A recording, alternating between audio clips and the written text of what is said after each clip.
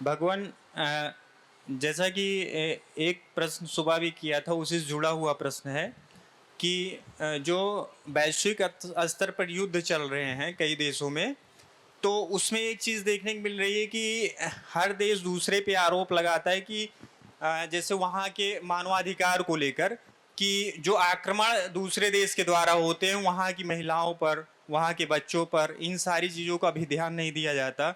Russia Ukraine के ऊपर आरोप लगाता है, यूक्रेन रसिया के ऊपर, इसी तरह हमास इजराइल, इजराइल हमास। लेकिन गुरुदेव, जैसे हमारे यहाँ जो पद्धति थी कि इन सारी चीज जो युद्ध होते थे वो सैनिक सैनिक के बीच ही होते थे, लेकिन अभी ये चीजें नहीं देखने को मिल रही है।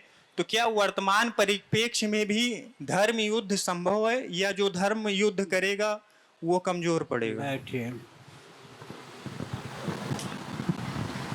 युधिष्ठिर भी मोर्चे पर होते थे, दुर्योधन भी मोर्चे पर होता था। आजकल सेनाध्यक्ष भी युद्ध के मैदान में नहीं होते, रक्षा मंत्री की तो बहुत दूर बात है। हमारे यहाँ युधिष्ठिर भी मोर्चे पर होते थे, दुर्योधन भी, राम जी भी मोर्चे पर होते थे, रावण भी। आजकल घर में बैठकर राज्य करने का प्रश्न उठता है। सैनिक कटते हैं, मरते हैं, नेता समझौता कर लेते हैं, ताशकंद वार्ता।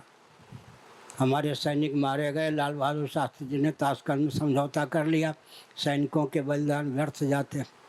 हमारी युद्ध परंपरा के अनुसार रक्षा मंत्री को युद्ध के लिए जाना चाहिए, जानते ही नहीं कुछ अस्त्र शस्त्र जाएंगे कि रक्षा मंत्री को भी मोर्चे पर जाना चाहिए, तीनों सेनाध्यक्ष को भी मोर्चे पर जाना चाहिए।